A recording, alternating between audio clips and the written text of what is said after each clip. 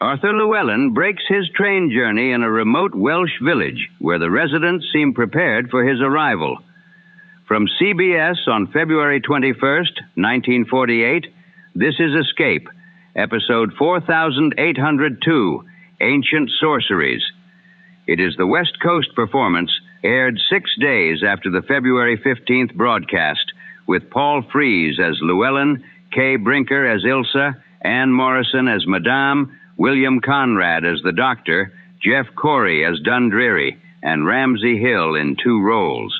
Les Crutchfield adapted Algernon Blackwood's supernatural story, following Llewellyn as the village, its old practices, and its inhabitants draw him further into their atmosphere. Now, back to the golden age of radio. Fed up with shoveling snow? Can't shake that cold of yours? Want to get away from it all? We offer you Escape.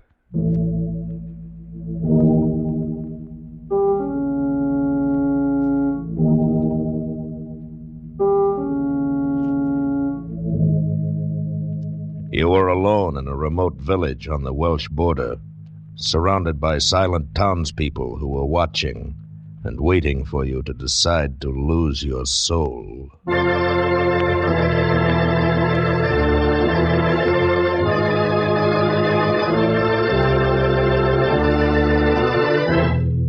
Escape, produced by William N. Robeson and carefully contrived to free you from the 4 walls of today for a half hour of high adventure.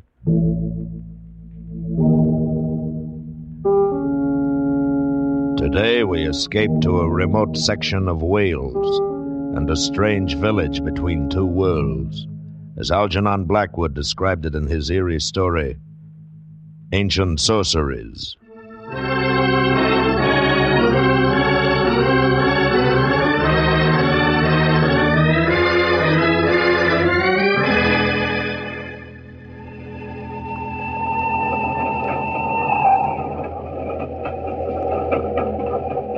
I had spent a week's vacation in Wales and was returning to London by train when it all began.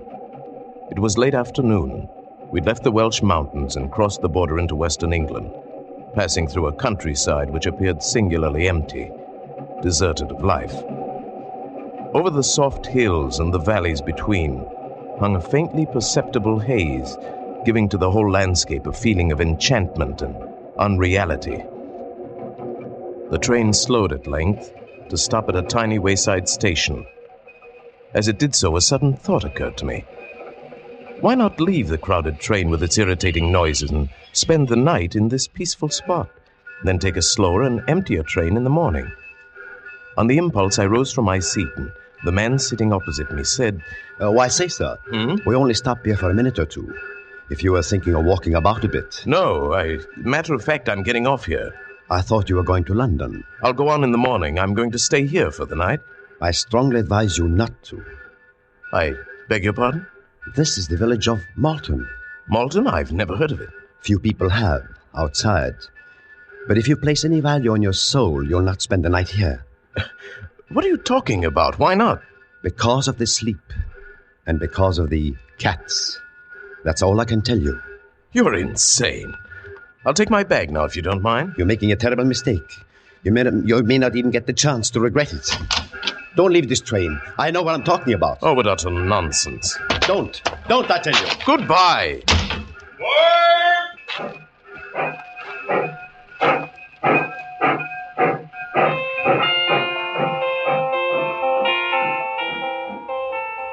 I stood there on the embankment as the train pulled away. What was the matter with the man, anyway? Cats, sleep. His words made no sense. I picked up my bag and started walking up the long hill toward the village, and suddenly, for no reason at all, I shivered.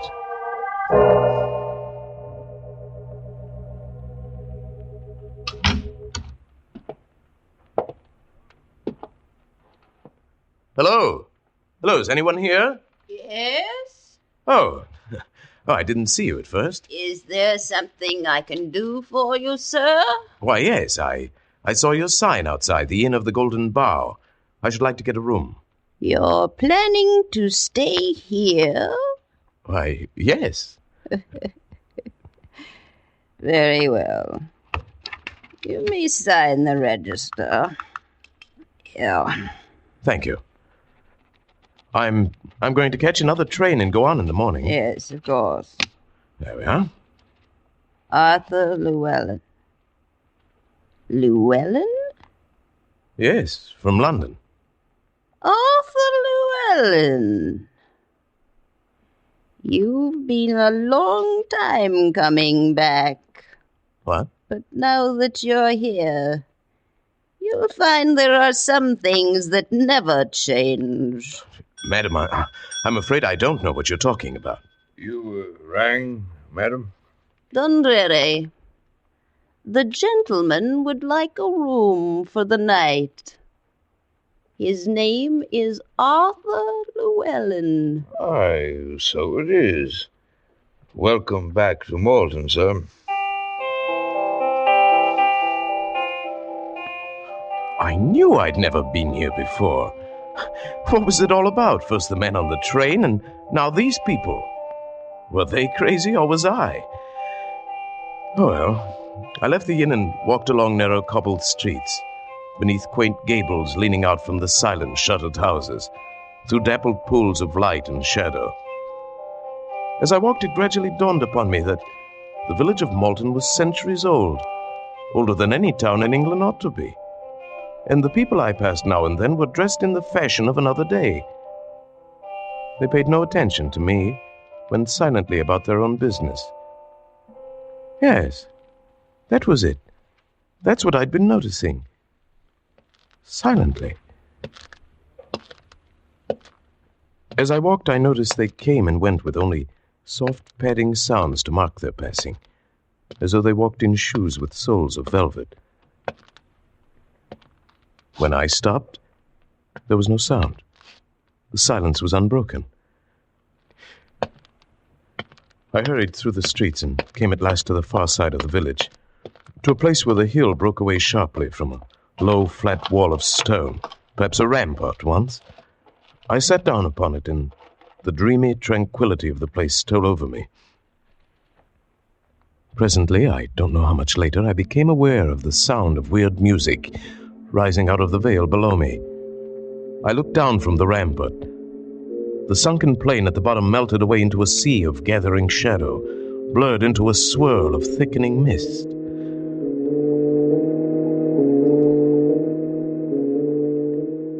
I thought of dead trees swept by the night wind, of animals with half-human voices singing to a white moon, of the wailing of cats on the roof tiles at night, of unearthly creatures far off in the sky calling to one another in chorus. I felt my heart beat faster and faster, felt the vague stirrings of some urge inside of me trying to answer the awful call of that music. I fought against the feeling, fought against myself, and even as I did, I found I was staring down into that valley, peering desperately into the dark mist, trying to see I don't know what. And then suddenly,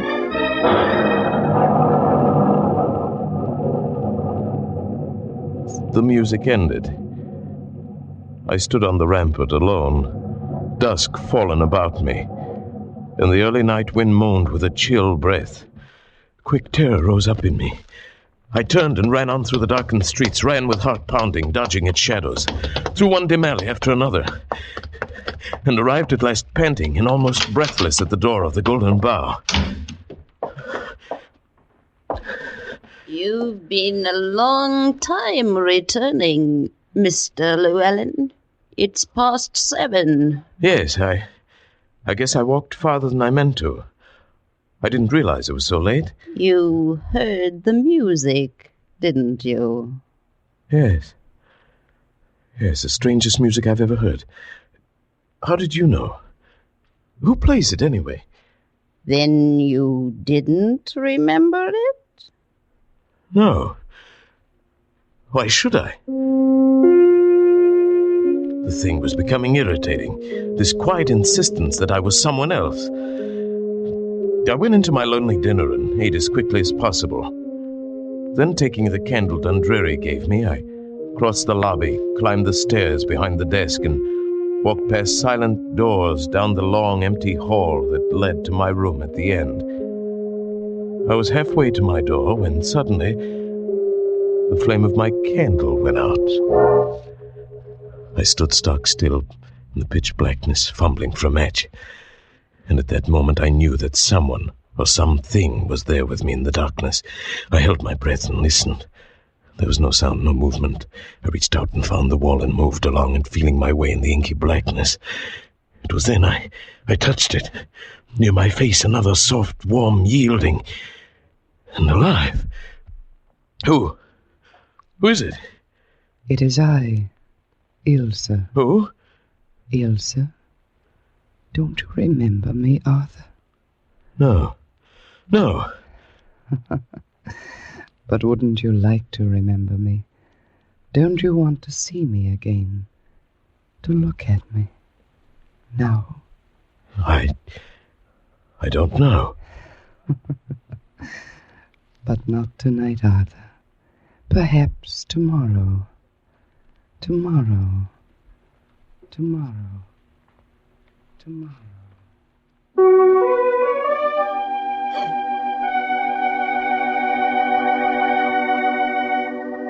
I stumbled blindly through the door of my room and shut it behind me. I lit the candle and flung myself across the bed. The room was small, with one shuttered window, and the light of the flame flickered on the walls and ceiling. I stared at the hand that had touched her out there in the dark hall. I lifted it to my face and smelled the barbaric scent that still clung to my fingers. It was evil and maddening. The candle sputtered and burned, and the melted minutes dripped away. Who was I? Who were these people? Who was Ilse?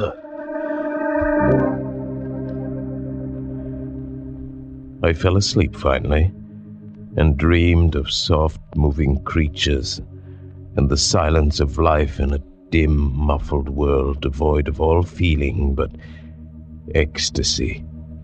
And I dreamed, too, of cats.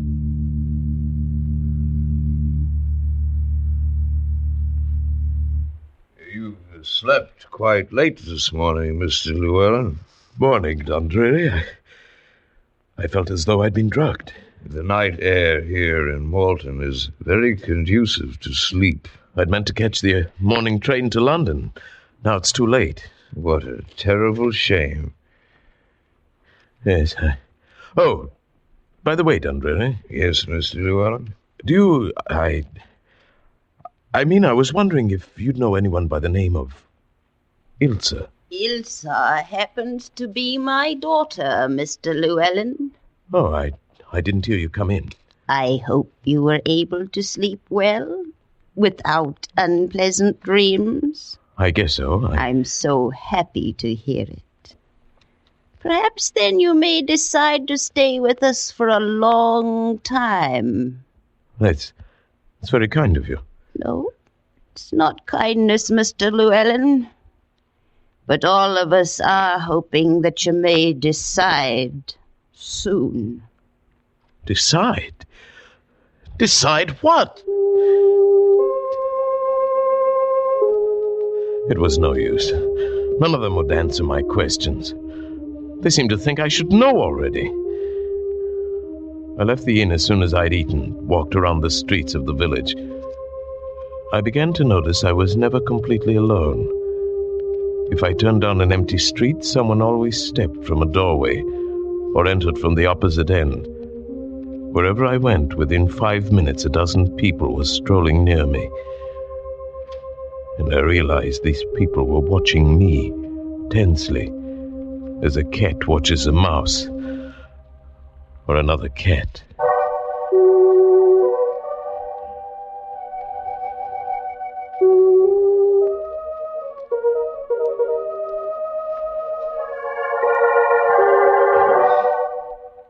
It's quite fortunate you came back early, Mr. Llewellyn. Your dinner this evening is a rather special one.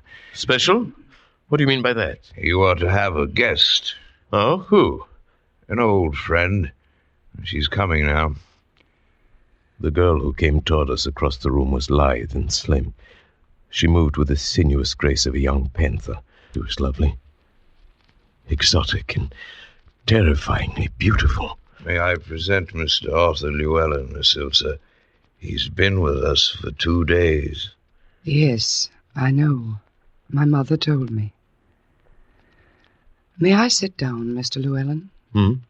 Oh, yes, please do. Here, permit me.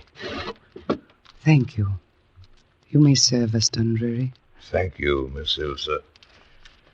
Then, you're Ilse? Yes. Don't you remember me, Arthur? From last night. It was you last night, wasn't it?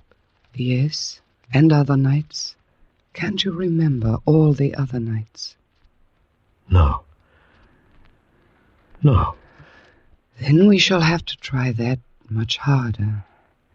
It's been such a very long time. Please, Ilse, what is it all of you talk about? I don't understand any of it. You will, Arthur. Unless you leave, of course. Weren't you planning to take a train to London in the morning? Yes. No. No, I've changed my mind. I'm glad you did. We'll try to make you happy here, my mother and I. And then perhaps you'll stay a long, long time. No. I must leave for sure in a day or two. Suppose we wait and see. And meanwhile, if there's anything you want, all you have to do is ask me. All right. Why don't you tell me about... Yes, Arthur? About what? No. No, I don't want to know. I don't want you to tell me.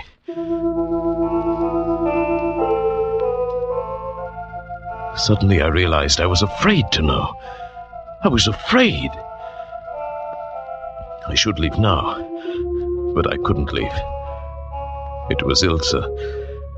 She attracted, repelled, fascinated, and horrified me, all in single flashes of blasting emotion. I felt the presence of a great grey curtain ready to roll back at any moment and leave me on the brink of an awful adventure. And I knew the village held its breath, watched and waited. And then on the evening of the 5th day, the whole ghastly secret exploded into hideous life.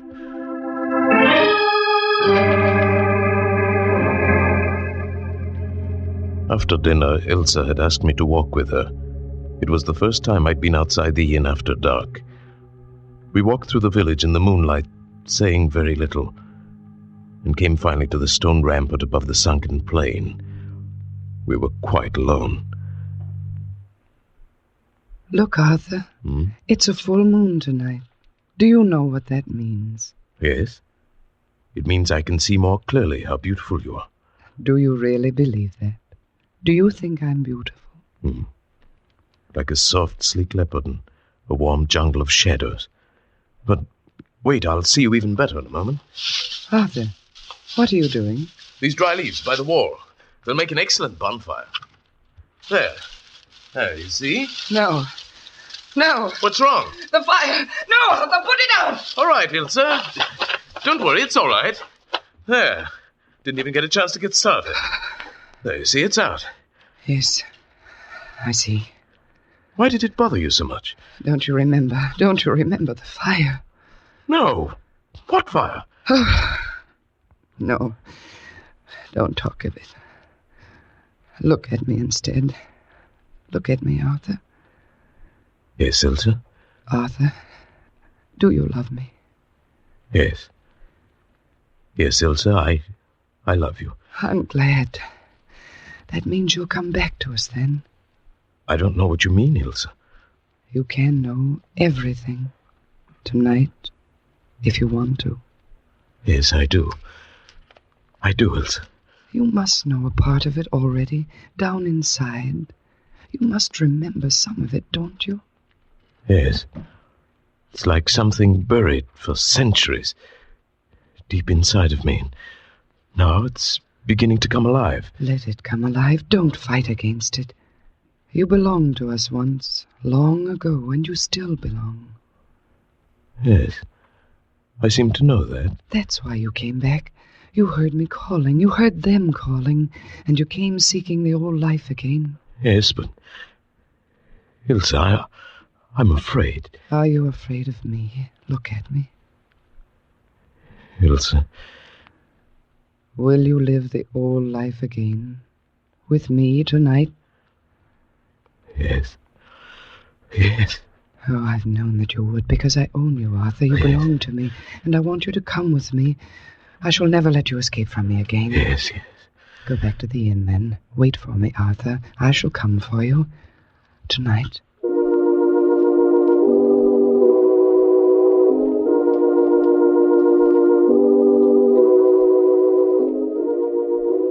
Back at the inn, I paced the floor of my room, a tense, uncontrollable excitement driving me along in a nervous frenzy. The dry crypt of the memory had broken open, and all the things I'd hidden away for centuries poured into my consciousness.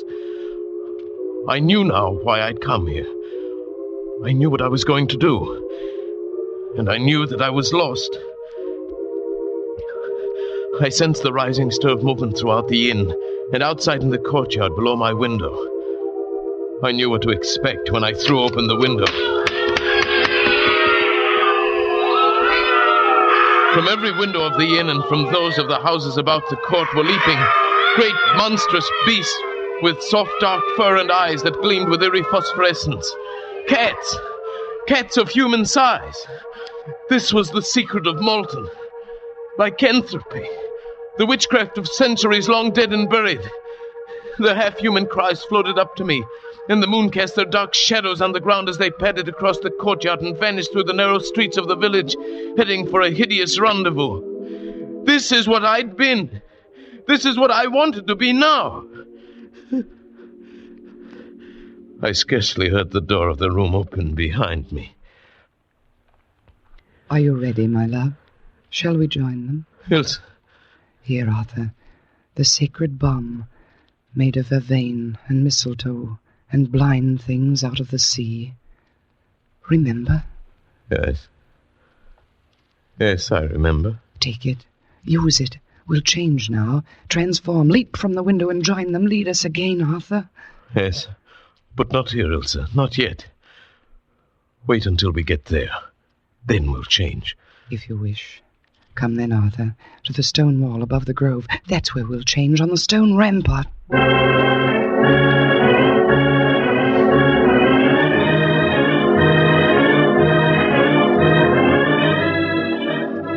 In the grove on the sunken plain beneath the wall, insane shadows writhed in the moonlight and postured in the luminous mist.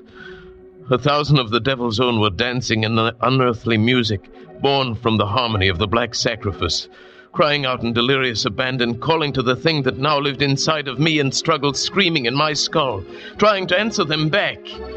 I fought against them, fought against Ilse, pleading and clinging with her soft arms about my neck. Now, Arthur, come with me now if you love me. I love you, but I can't do it. I can't do it, not again, Ilse. Yes, my love, only an instant to change, and then we'll live forever. Is it living without a soul? Does it matter when I'm here? No, once before I escaped. But I could never escape again. This time there'd be no turning back. Am I not worth it? Look at me, my love. I clung to the very edge of sanity, thought that I'd not be lost and damned forever. And at that very moment I knew what I could do. Wait. What are you doing? I found a match in my pocket, struck and dropped it into the dry leaves that lay banked along the whole length of the stone wall. No, Arthur, don't. I can't come to you through the fire. You're driving me away. Yes, go into the valley, Ilse. Goodbye, Ilse. Goodbye. You fool!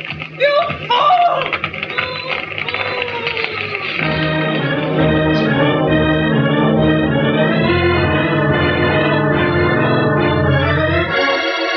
I turned from the wall of flame that for a few minutes would shut me off from the valley, ran through the moonlit streets, not back toward the inn of the Golden Bower, but down the long road that led away from that cursed village of Malton.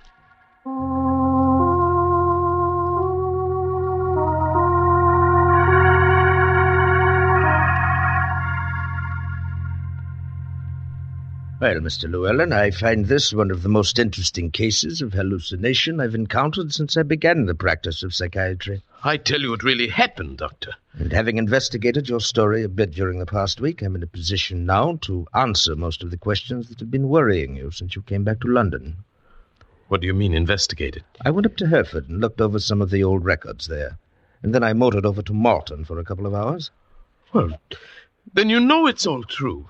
You saw it. You know I was there. Oh, there's no question but what you were there, Mr. Llewellyn. The lady who runs the inn showed me your name in the register. Said you'd left quite suddenly without taking your luggage or paying your bill. She was really quite put out. I see. Well, what about the records, Doctor, the ones you spoke of? I think they really explain the whole thing, Mr. Llewellyn. It seems that during the 14th century, the village of Malton became a kind of headquarters in that part of the country for the practice of witchcraft. Yes. Go on. Numerous trials were held there in the late 1300s, and a great many men and women were convicted of sorcery and burned to death. Yes. In the records of a trial in 1372, I found the name of an Arthur Llewellyn and of Ilse and her mother. That proves it, then. It proves a clear case of hallucination. You knew that story before you went there, not consciously, but somewhere down in your latent memory. I knew nothing of it before. That man was an ancestor of yours. The story must have been known in your family. When you arrived in Malton, accidentally, the association of the name just pulled the trigger, and your imagination did the rest. But, Doctor, my parents died when I was 4. I've never been around any of my family. No matter. You see, a childhood memory is amazingly persistent at times. Yes. Yes, I suppose it is.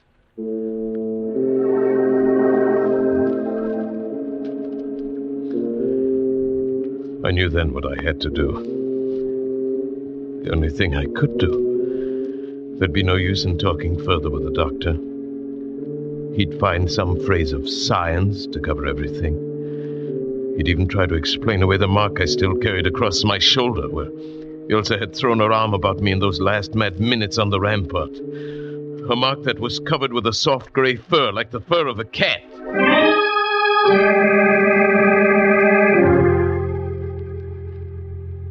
Yes, I knew now what had to be done, and must be done while I still retain my sanity. One last act, final and irrevocable. An act that begins by walking into the railway station at Charing Cross.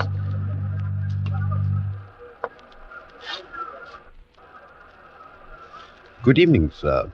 May I help you? Yes. I'd like a ticket to Malton. Malton? I don't believe I have. It's a village on the Swansea line near the border of Wales. Oh, yes. Yes, here it is. I don't believe I've ever sold a ticket to Malton before. I don't doubt it. Let's see now. 4 and 6. Single fare. First class. Did you wish a return or one way? What did you say? Oh, I'm sorry. Make it one way.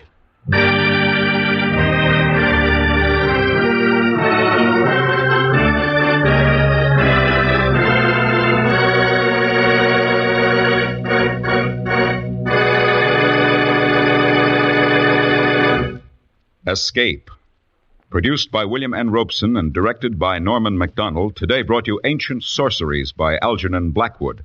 Adapted for radio by Les Crutchfield, with Paul Frees as Arthur Llewellyn, Kay Brinker as Ilse, Anne Morrison as Madam, and William Conrad as the Doctor. Music is conceived by Cy Fewer with Eddie Dunstetter at the console. Next week... After you've had a hard day at the office or bending over a hot stove, next week at this time, when your problems seem too much for you, we offer you escape.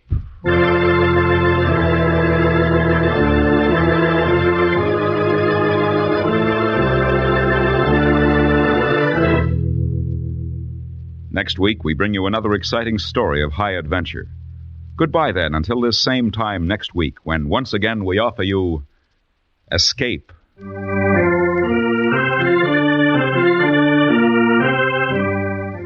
This is CBS, where 99 million people gather every week. The Columbia Broadcasting System.